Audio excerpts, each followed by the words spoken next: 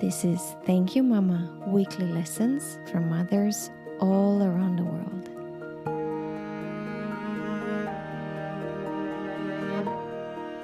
Hello and welcome to Thank You Mama. My name is Anna Tyler. My guest today is Lisa Friscia. Lisa is from New York. She's a talent and strategy consultant and a leadership and career coach, and also a part-time Pilates instructor.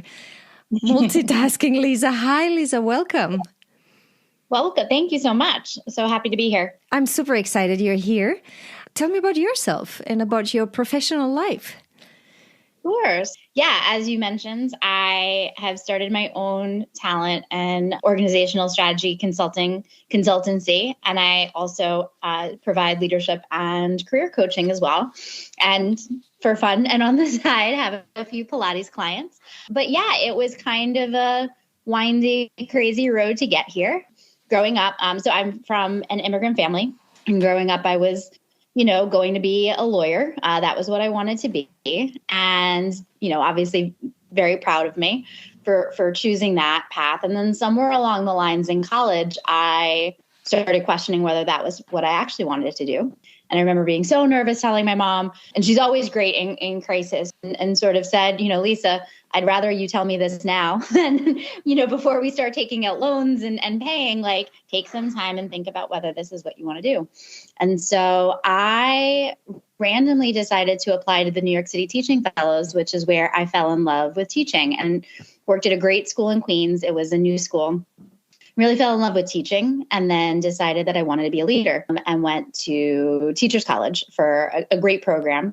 And that's when I found a charter school that was a startup. It was just a 6th and 7th grade. And I joined and taught 7th grade, then looped up with the kids to 8th. And I started at our first high school. And that was a wonderful and crazy and hard time. A lot of mistakes made, a lot of great things happen too.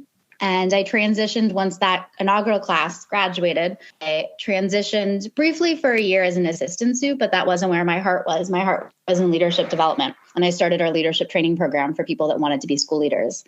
And that's when the work sort of just expanded in any good startup, when you're like, there's a problem over there. I have a solution. Someone says, great, you're going to fix it now.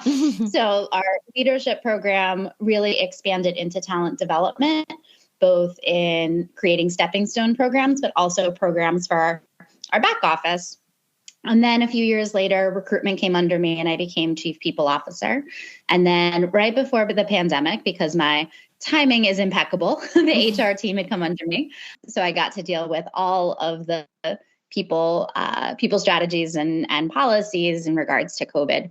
And at that time, we were 25 schools across 5 states. So you can imagine it was a challenging time. At that point, I had been with the organization for 14 years. And the last 5 years has been really hard personally and professionally, and, all these things. And so I wasn't the best version of myself. And so it was time to pass the baton to someone who could run that race.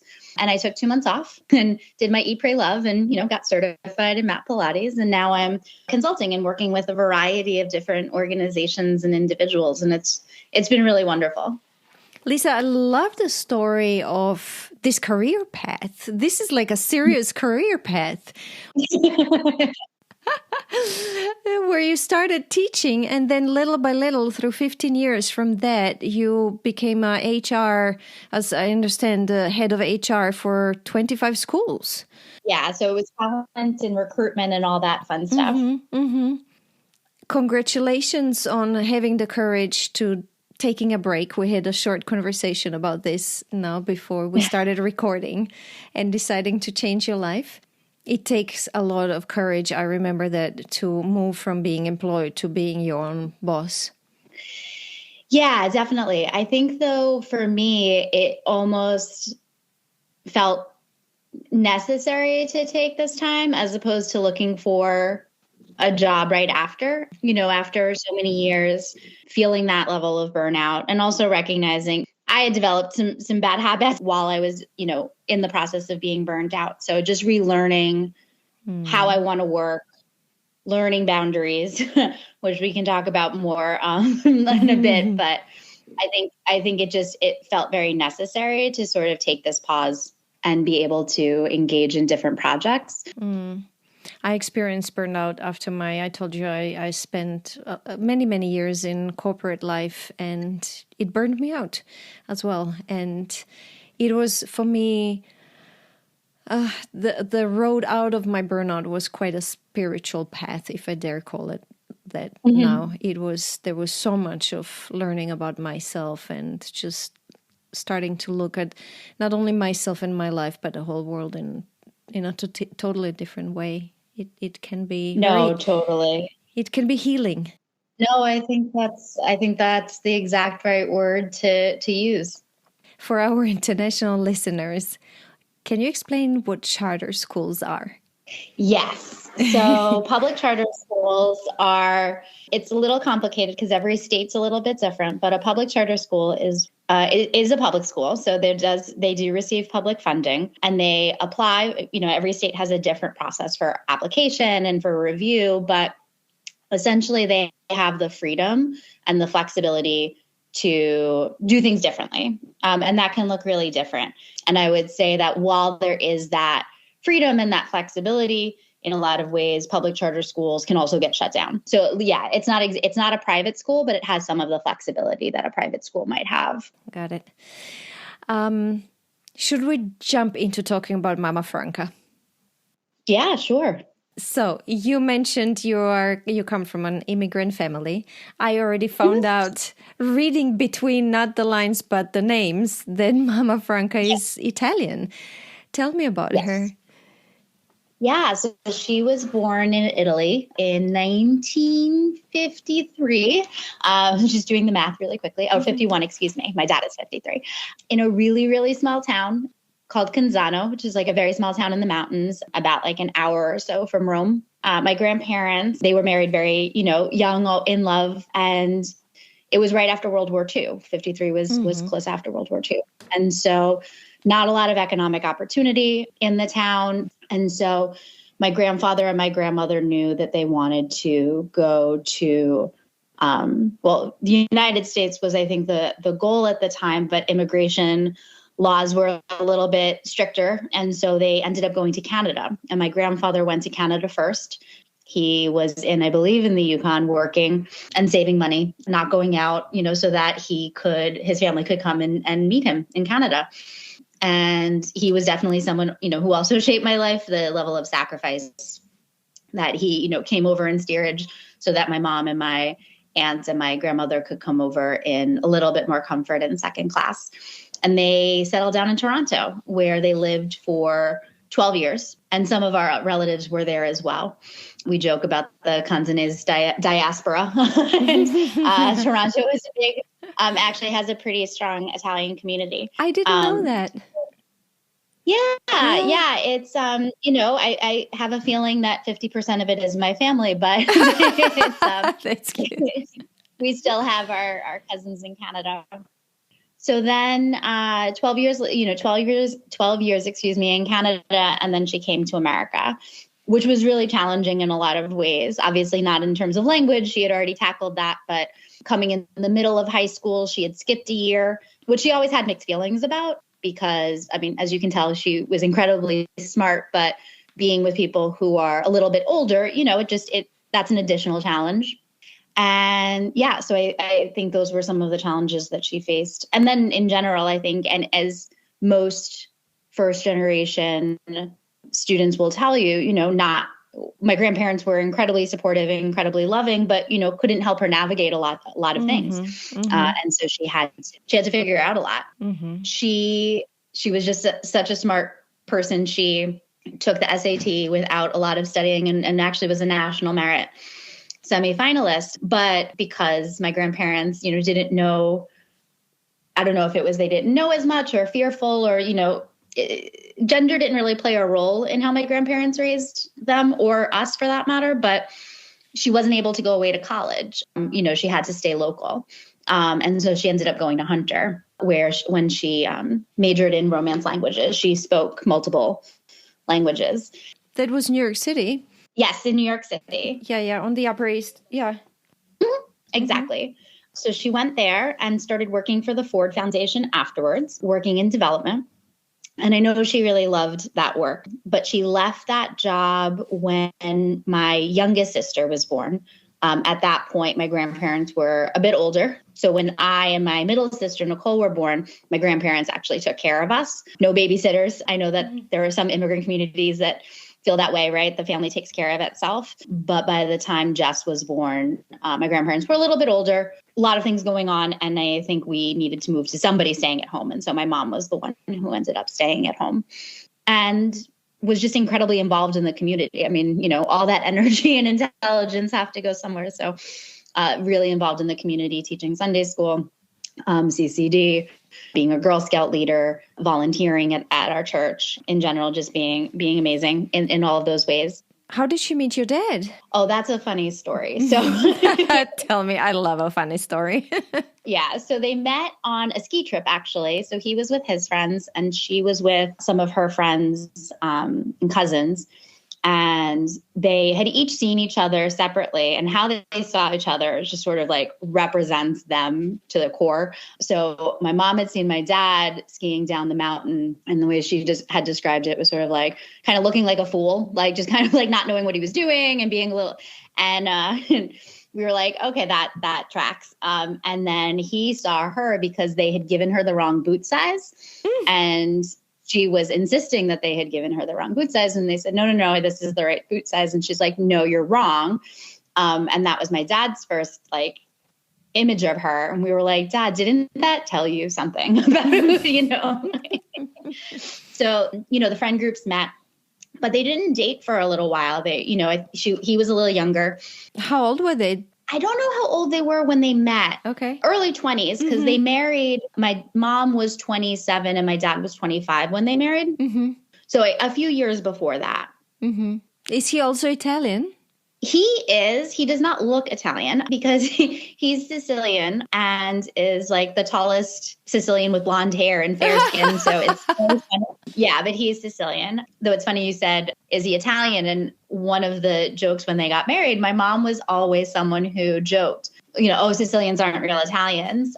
And so some of her friends, when she got married, were teasing her like, oh my goodness, of course you married a Sicilian because you always made fun of them as, you know, different, you know, it's like New York making fun of New Jersey kind of situation. So after she stopped working, you said she did community work and Sunday schools. She continued that for the rest of her life?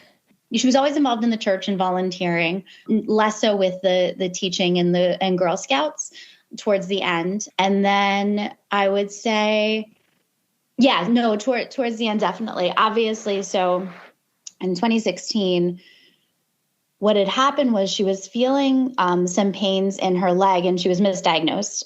And then I'm trying to time it out, I think it was October. It was the beginning of October in 2016. I wasn't there, but they were having a Sunday dinner with one of my sisters. And she sat down and just yelled out. And what had happened was her femur had broken. And when she went to the ER, one of the doctors was like, that's not normal. What is that? So her bone broke, femur is in her leg, and it broke when she sat down. Though to pause the serious story to give an idea of who my mom was, she had just made the baked ziti. So when the EMS came to take her, she was like, oh, wait, there's the baked ziti. Do you want some? About like taking care of everybody. So the doctor in the emergency room in the hospital said, this isn't normal. We should run some full tests. And what they discovered was that she had stage 4 liver cancer and it had spread. So they had given her 3 to 6 months. And so within 3 months, she passed. You have a very similar story to how I lost my mom. Yeah. With us, it took 6 weeks after the diagnosis. Yeah, it's terrible. I'm sorry about it. It was also 2016, yeah. It was it's not, there's no good way, right? Like it's not to say like longer would be, but I would say, you know, when it is shorter, it just feels so intense. Because we were just at we were at one hospital first, then we were at a rehab space where she could learn to walk again.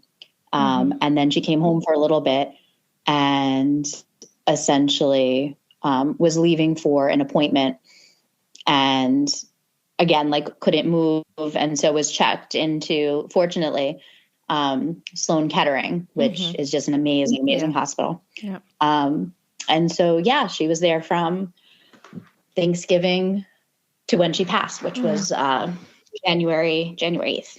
I'm sorry. Thank you. Tell me about, she sounds like a super, super strong woman. And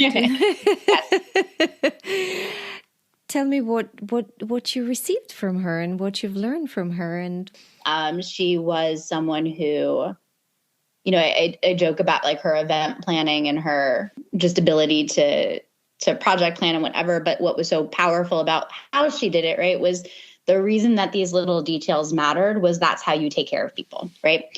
She was someone who, if we were having a family party of 50, 60 people, she would always make sure that there were bags of like coloring books and crayons for the little kids. Because she always would say, well, kids act up because they are kids and they have nothing to do. And they're not acting up because they're bad. They're acting up because they don't have anything to do. And so she was just always thinking 3 steps ahead, always thinking about how do you create a space where everyone feels welcome and included. And that, I think, is one of my biggest takeaways from her, right? I think in the work that I do, it's about, you know, creating, how do we create workplaces that take care of everybody, right? Or how do we, when you're having an event, like a conference, how are you making sure you're being as inclusive to everyone as possible?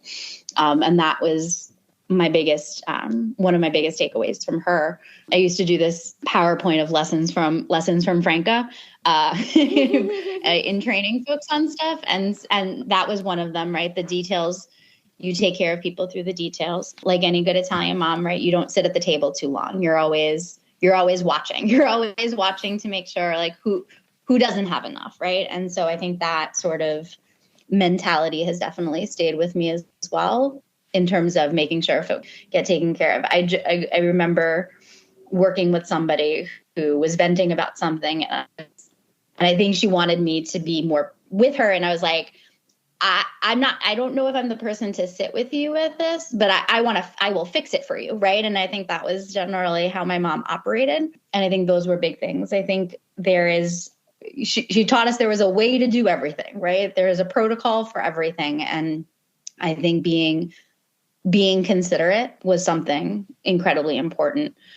Knowing your privilege and giving back, you know, we would, you know, take our annual clothes shopping, you know, for school and what have you.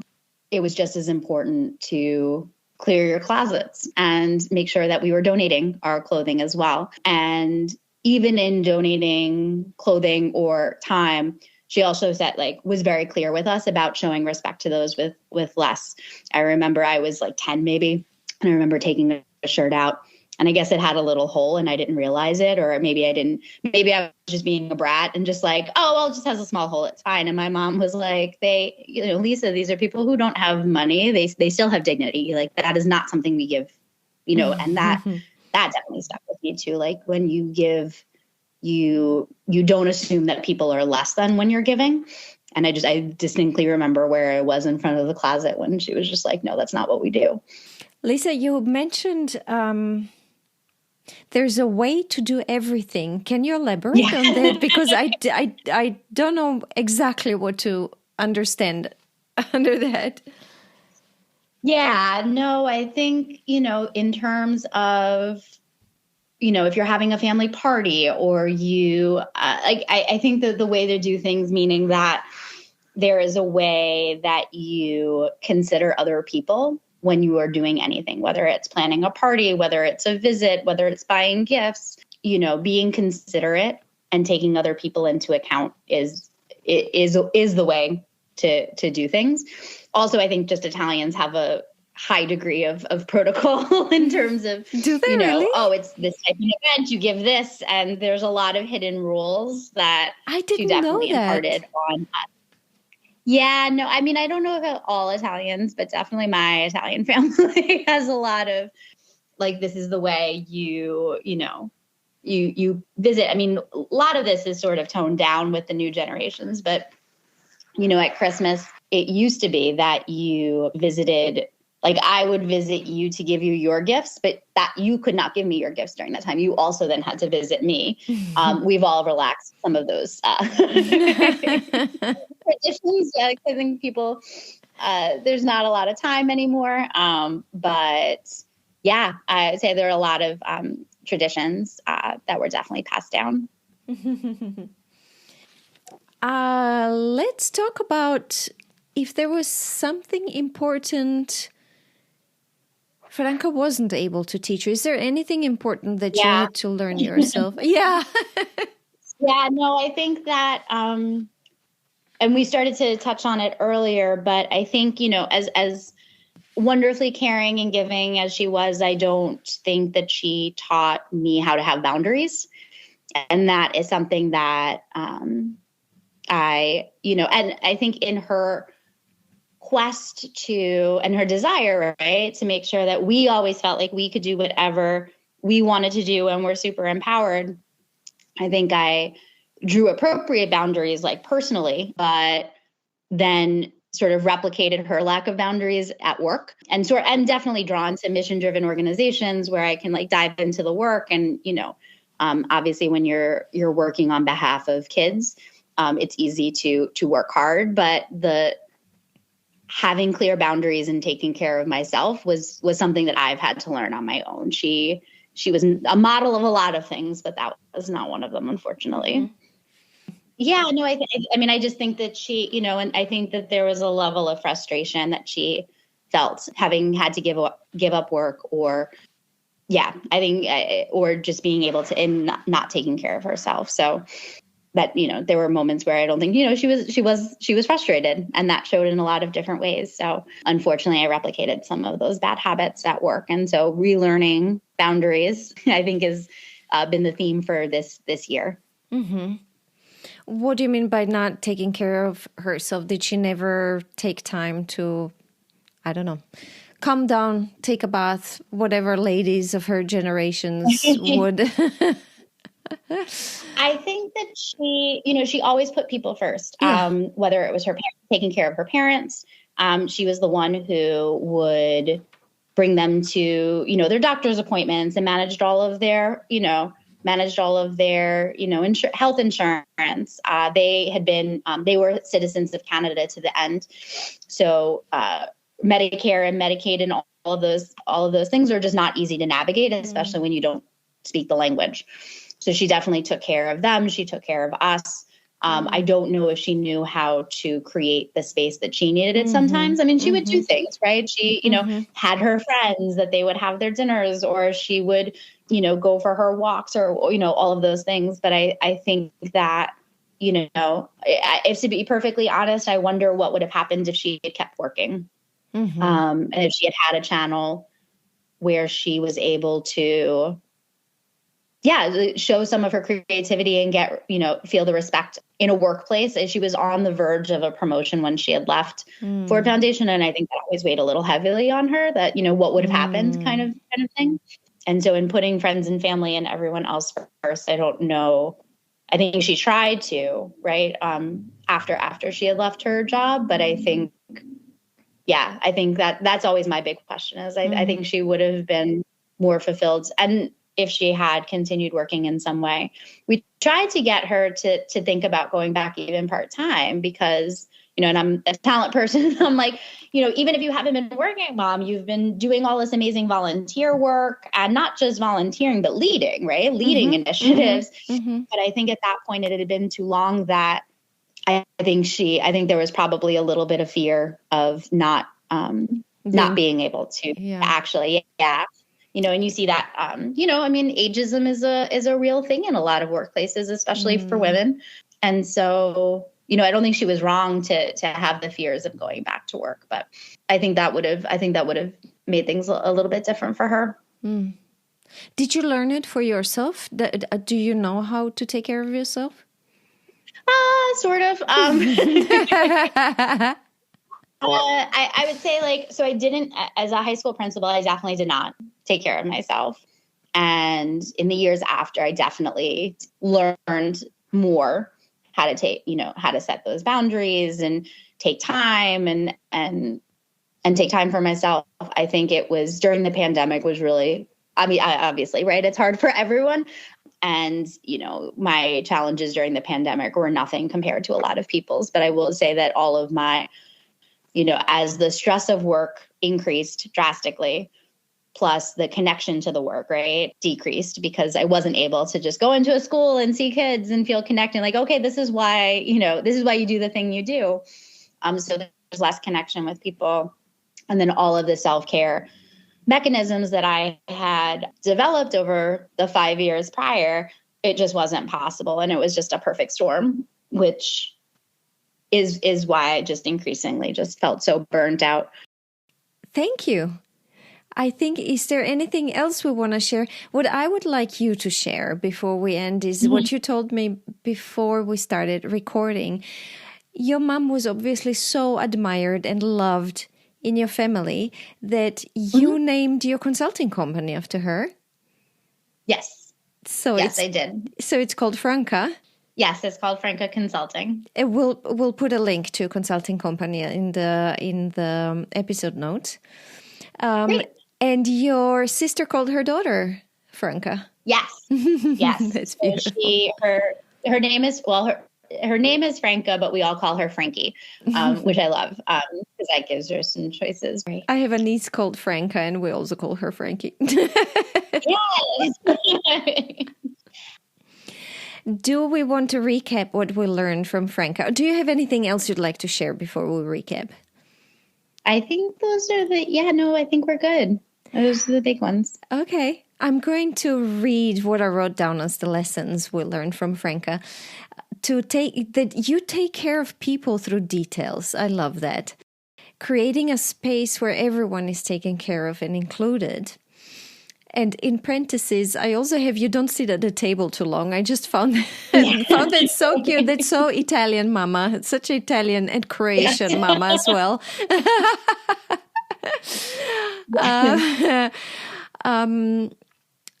Know your privilege and give it back and respect those with less. And just to be considerate to everybody. This is where you said there's a way to do everything, and I asked you to explain that, and you told me about being considerate to everybody. And then something she was not able to teach you, as we just spoke about, is boundaries and taking care of yourself. Yeah. And yeah, I think that's perfect. I think that was it. Lisa, thank you again for being my guest and sharing your amazing Mama Franca with me and my listeners. Thank you for having me, and thanks for letting me tell my story. If you enjoy Thank You Mama and want to help it grow, please take the 2 seconds to leave a 5-star review on Apple Podcasts. It really helps. If you'd like to get in touch, you can send me a mail at info@thankyoumama.net. You can also find me on Instagram, Facebook, and Twitter under Anna Titer. That's TAJDER. This was Thank You Mama. Come back next week, subscribe, and tell your friends.